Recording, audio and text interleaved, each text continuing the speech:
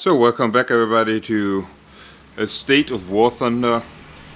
I've taken a little bit leave of absence from War Thunder and over the last couple of days played a little bit more of it again. And I had this idea to just sum up some of the changes that have been done in the recent month in War Thunder. And I wanted to start off with ground forces. This basically is a little view of the Kuban map. This is the Kuban map in its second form. The very first form just differed in the textures and that there was some water in this canyon below here. The original and this version basically had the had canyons on the south side, quite steep hills on the northern side, and you could basically use these as a bunch of cover or the covered driveways towards the enemy, where you basically just had to watch that you're not being shot at by anyone up on that ledge there where that Panzer II now is. And in a second I will go on. And basically you could do, if you drove like me, and at this point I was very aggressive in the early stages of the game, you could basically flank the enemies while they were trying to climb the hill here on the left. I'm trying to maneuver here between all the trees to be in better cover. So this was the original form of the map, and we're now going to take a look at what it looks like from the German side. So basically, this is the entry to the canyon. And you had the possibilities of going towards the right, over the hill, which made you a target for everyone on the higher ground here, and on the higher ground to the left. Or you could basically, like I do here, take this terrain and mask your approach and go through the canyons and sneak up on the little bit more northeastern part of the canyon, where most of the time Russian tanks would be at this stage of the game. And you could very well use this to ambush them, as you can see here.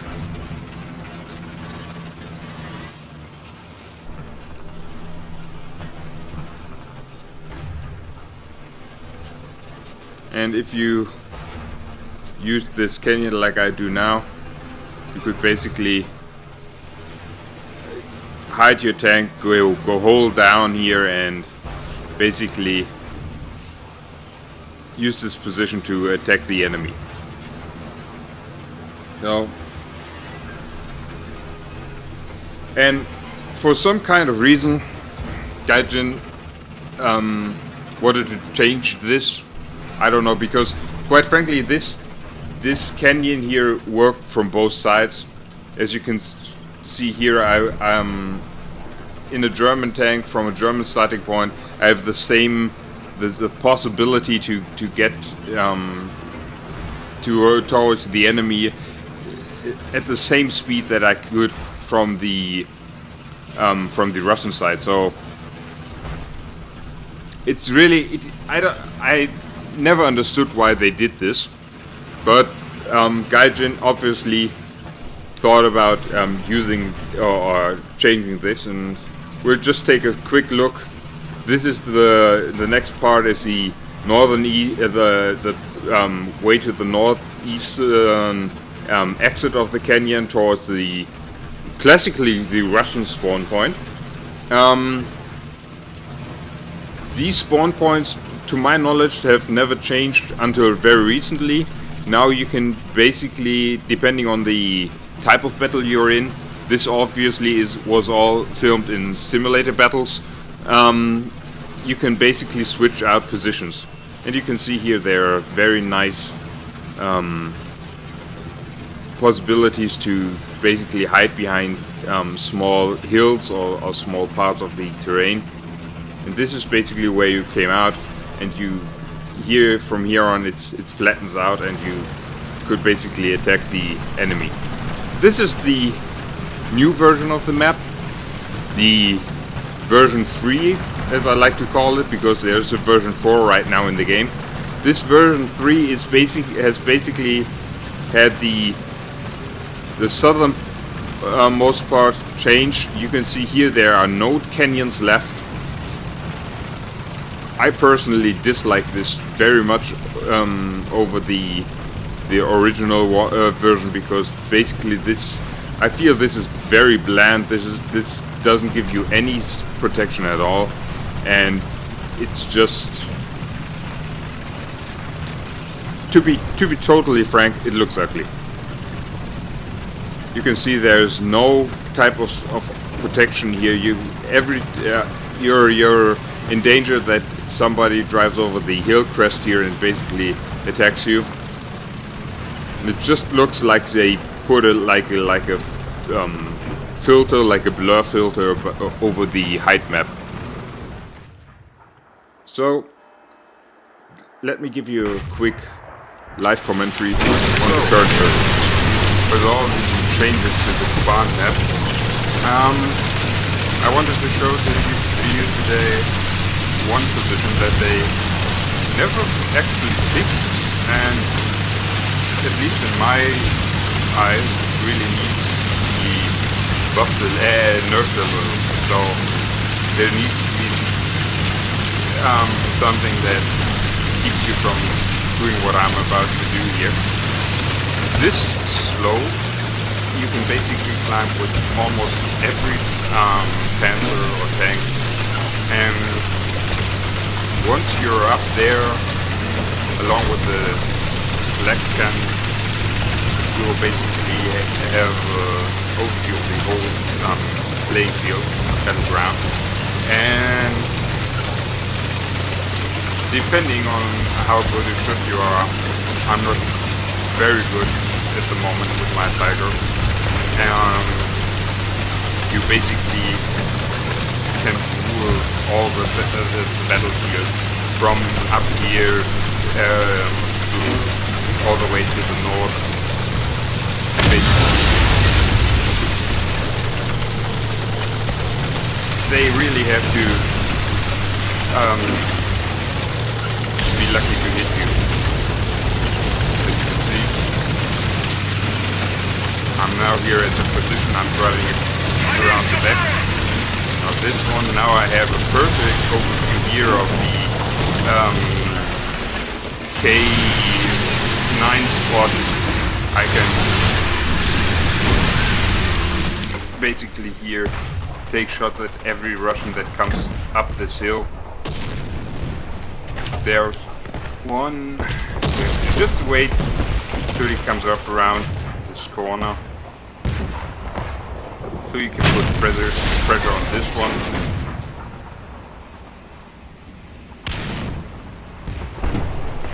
It looks like the Panther is actually pushing there, so we'll swing around a little bit, and you can see, basically watch the mini-map. You can basically see all the tanks on the battlefield. And I mean really, it's almost all the tanks. I'm not quite forward enough to get a shot at this KV-1. We'll change that a little bit. And now I'm in a position to basically listen to AIs, but anyway. You'll see, put my first one into him.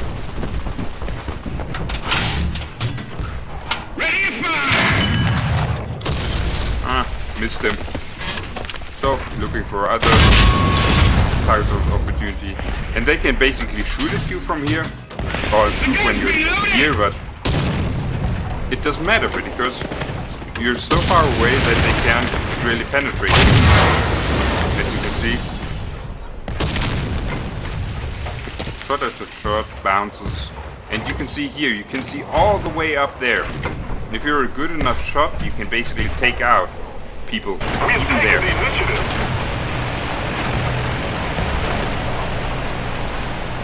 Bombers are basically the only concern for you, because they can actually hurt you up here if they see you, but given how the spotting mechanics for tanks returning to the base. Sorry about that.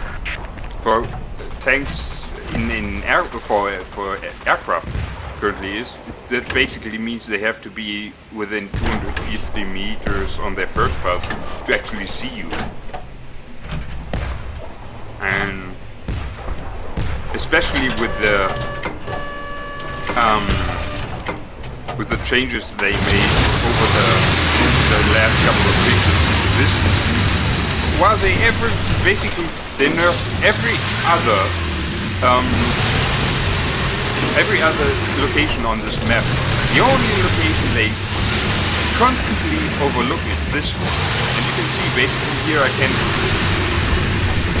I'm still hidden behind the trees here a little bit, but you can basically rule everything left, right and center. Right? There he is. There you can see him. Oh, he's dead. No, he's not dead. Oh, he's dead. Okay. And this one, this was the location I normally, or the path I normally took when I was playing this on the first iterations of the ground support server. And this basically they made everything else on this level flat, so that you can really shoot with impunity. You can see that's where I'm aiming there. That's I think the A point. They put a few more trees in here. Bam! Right. And especially with these tanks, with the level 4 and 5 tanks, you have such a potent gun, and you would be, I don't know, if you know this location, it's really stupid to basically go anywhere else, because the longer range your engagement is, the better your gun is, the better your tank is, and that basically means the longer range your engagement is, and it's very long range here, the higher are the things, the odds stacked against in favor of you.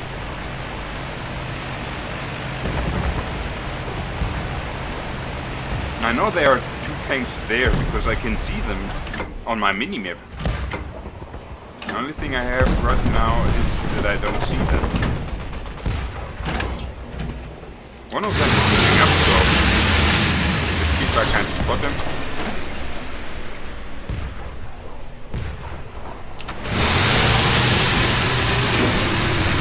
It must be somewhere around here. Or perhaps the tank that came up from behind them took them out. So, up there should be someone. Keep the pressure on. Victory is close. You can see the blue one, and he should be somewhere back there. I cannot see him. Is that him? No, I don't think so. He is somewhere around here.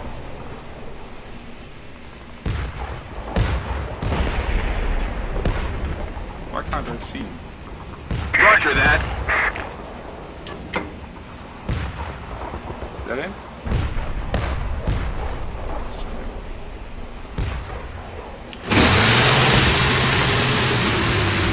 of tires to put him out. You can see it.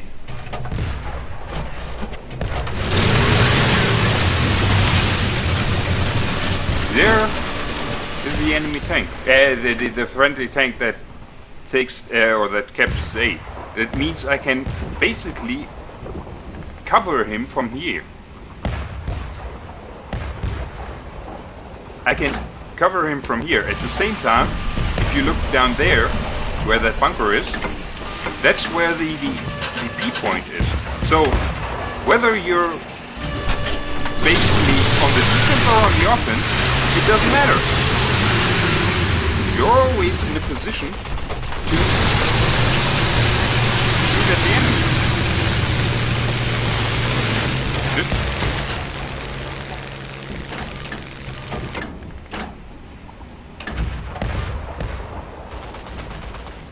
And I don't know about you, but for me this is...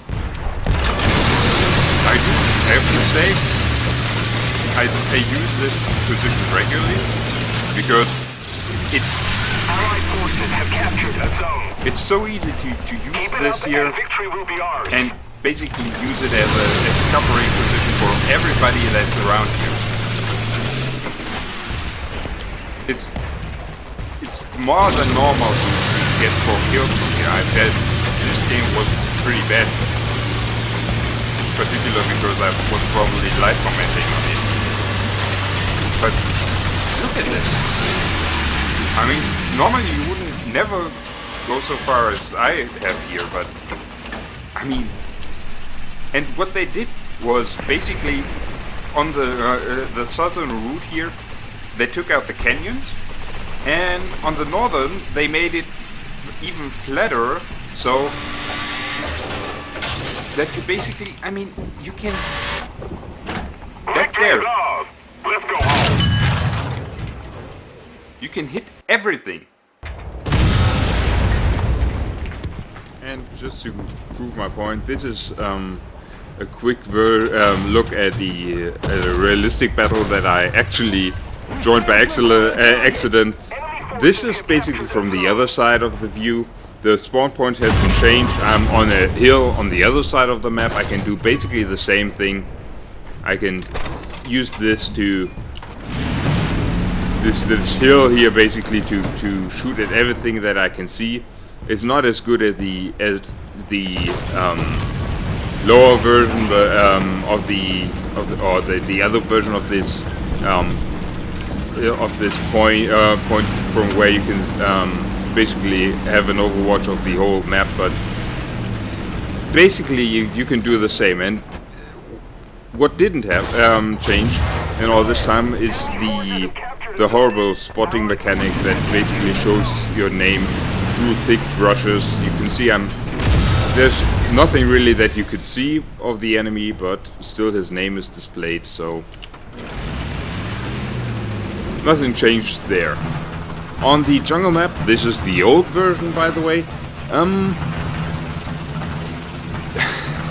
They've removed much of the foliage that was present here, and even people like Jingles that initially didn't like the map, over time understood what you had to do here, and that you have to be very cautiously, because you could basically really sneak up on enemy tanks.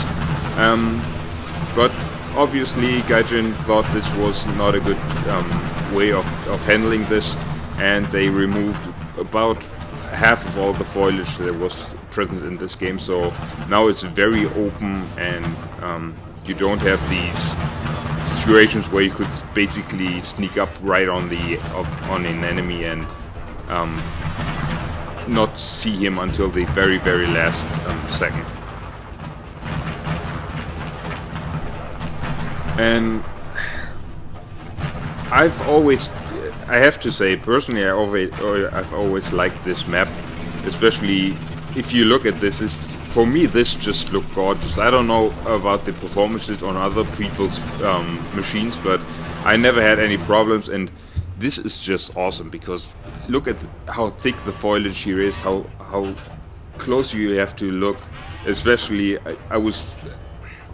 I was a bit mad because the Russians with their green tanned armor are very hard to see here, but I just love this, the way that you really have to scan your sectors here. And when I heard that they removed the foliage, I was very disappointed, because this was one of the basic characteristics of especially this map, and to see something like this go, I was very, very, very sad, because basically it changed the playstyle on a map that I developed quite a good tactic on, and I could basically use different approaches and different positions to mask myself in, and I knew what I had to look out for. So yeah, this was quite a sad thing for me, especially because they until recently didn't really include any new maps, but neither in the ground forces or in the air combat levels or queue. And they basically now added one new map that I just once up until now played.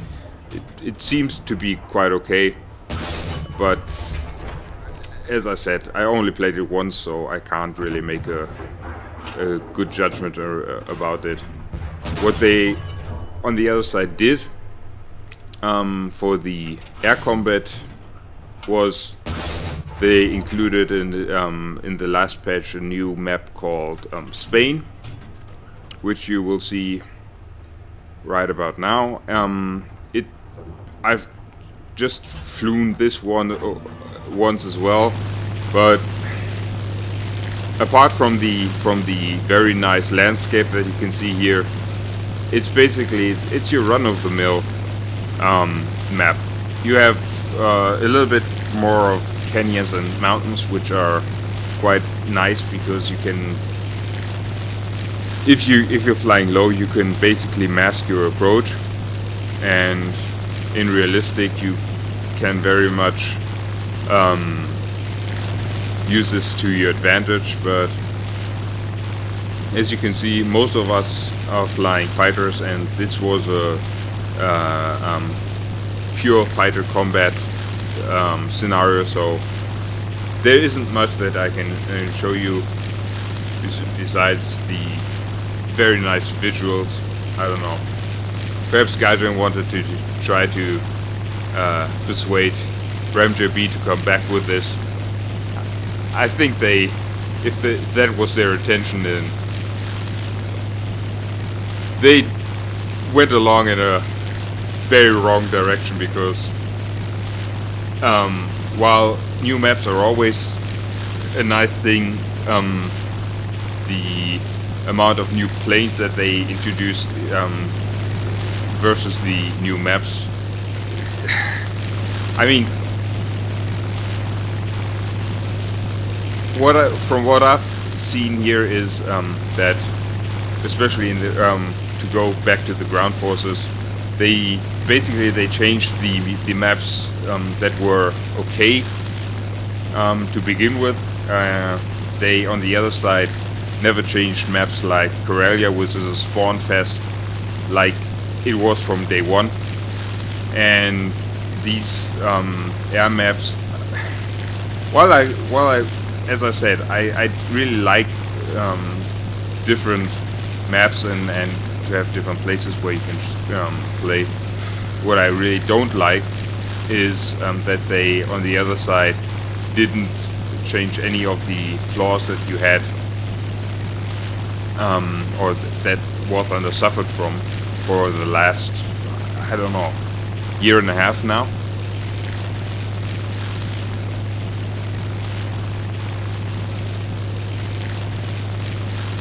And I have to say, War Thunder is still one of the best looking games It runs very smoothly nowadays.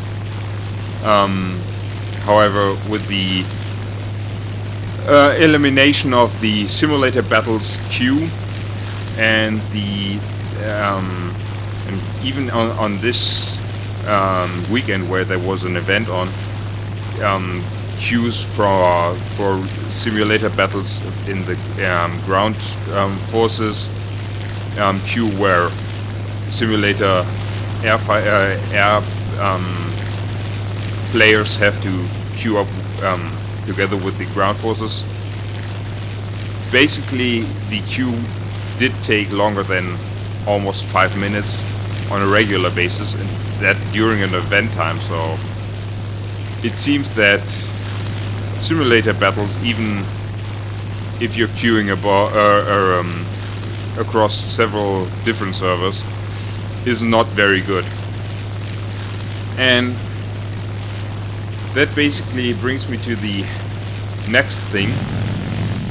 You remember the video I did, or perhaps you remember the video I did for several months ago, where I showed you, as you can see here, I'm the only one flying a D9. There's one, I think there's one BF 109 G6, and the others are low tier Focke-Wulf 190s, and we're going up against only exclusively P51s and F8Fs Bearcats. So while Gaijin has introduced new maps and new aircrafts aplenty, what they didn't change and what they didn't fix until now is the matchmaking. The matchmaking is still, as sorry to say it bluntly as it is, but as shitty as it was before. My D9 here is just a scapegoat for the miserable matchmaking that Gaijin does, as matching up a bunch of Focke-Wulf 190s, like the A8 or something, against Bearcats that never flew in the actual war, against P51s, which were years ahead of the F90s, the early F90s, not the Dora, but the other ones, and they didn't change it. They didn't change one bit. And that's basically, I don't know. I've lost the hope before, and given what I've witnessed here and what I've witnessed the rest of the weekend before that, the general quality of pilots has greatly decreased. I've really felt that I was much better than I actually am, because I never was a great pilot. I understood many of the lessons, but I just very rarely could execute them. And I've had, or what I've witnessed on this weekend, it was very apparent that many of the veteran War Thunder pilots on realistic battles and simulator battles are, or have left the game already and have become disillusioned. And this basically is one of the last games I played before I stopped playing realistic battles altogether. This is one of the times where I actually managed to pull off a nice maneuver on a totally unsuspecting Russian. He was totally tunnel visioning and paid the price. But still, back to the topic. It's really, to me, it really seems that the overall skill of the players has greatly decreased. The simulator battles, even for the simulator queue for ground forces battles, seems to be very empty. I can only imagine how the simulator or the queues for the simulator events are, because basically there are very few people that play simulator events or simulator air combat. And even if you're playing simulator battles in the ground forces, once you get shot out of your tank, so your tank is destroyed, you get the possibility to jump into an airplane. But unfortunately, while your simulator experience for the tanks is controlled by mouse and keyboard, and is best controlled by mouse and keyboard, because if you're not doing that, you're at a clear disadvantage against players who use mouse and keyboard with full automatic cruise control and stuff like that. Once you jump into an airplane, you basically need all the controls that are necessary for you to fly in simulator battle in an airplane. So basically that means you really want to have joystick, and you really want to have something like Track IR or something, and you normally don't have those things enabled when you're playing simulator battles in tanks, because quite frankly they're not necessary. The simulator battles, but the simulator battles in ground forces is like easy mode for the simulator battles in aircraft, because you can use them you can basically use them with your mouse and keyboard. You don't need Track IR. You have like cruise control, and you don't need to manually change gears or use clutch or anything. And when you then jump into an airplane, you suddenly are forced to start your engine, have trim, or you better have trim bound to a key. You can't look around without or with your keyboard or mouse while at the same time steering. So basically, either you load your config on the fly and enable Track IR then, or you're basically stuck with using the mouse joystick, which is not the perfect way to control everything. And I really have to say, well, I took a long hiatus from War Thunder, and I thought, okay, I wanted to go back now over this weekend and see a little bit what has changed and if they actually fixed stuff. But I'm very, very disappointed, and I have to say personally, it's no fun anymore. I have like half a year left of premium accounts, but I rather play other games like Payday or anything like that, rather than play War Thunder, even though I've paid for War Thunder and I'm currently paying for War Thunder. This whole thing and the lack of changes and the lack of fixes that they have introduced is really disheartening for me, and I don't know if I really will play War Thunder all that much. On the other side, if you're a new player and you want to try out realistic battles in War Thunder, then this probably is the best time that you can join there, because there are not many good players left.